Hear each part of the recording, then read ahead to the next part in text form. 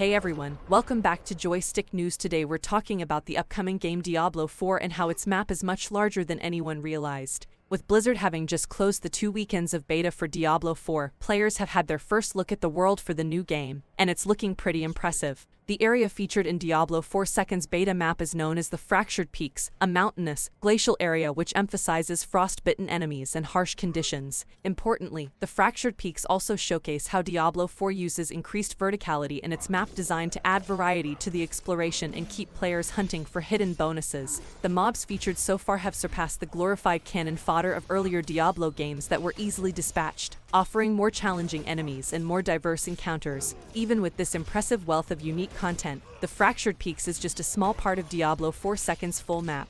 In fact, the full map for Diablo 4 is much larger than any previous Diablo game. The area featured in the Diablo 4 beta is only roughly 1/5 of the full Diablo 4 map, which is based on the leaked image of the full map in which other areas have been obscured. It appears that there will be 4 other areas in the full game, each with greatly varied terrain and new communities to interact with. These other locations include the Dry Steppes and Kyrgyzstan Empire in the western deserts, the swampy Hazar jungles to the southeast, and the home of the Druids, Skosklan, in the north. Each of these locations offers something new and exciting for players to explore. But that's not all. Diablo 4's map leaves room to expand out across Sanctuary. The Diablo series is set in a land called Sanctuary, created by the angel Inarius and Diablo 4's main villain Lilith with the power of the Worldstone thousands of years ago. Diablo 4's full map seems to cover the top half of the eastern continent of Sanctuary, around 1/3 of the total landmass. It's possible, therefore, that future DLC for Diablo 4 will branch out even further, allowing the player to visit the western continent of Sanctuary and its islands. Many nostalgic locations from previous entries in the series can only be found outside Diablo 4's beta map, such as Mount Arete, where Baal made his last stand, and Tristram, the main city of the past 3 games. This would allow players to explore the lands scarred by the primeavals and potentially excavate the remains of Diablo himself. All of this excludes the other realms which have featured in every other Diablo game in some form or another, such as Heaven, Hell, and the Pandemonium Fortress. Given Diablo's history of expansions and the constant updates usually associated with MMOs, it seems certain that these realms will feature at some point in Diablo 4 even if they are not included in the main game. For now, the decision to follow the open-world trend of other video games ensures that Diablo 4 will have plenty of space to explore.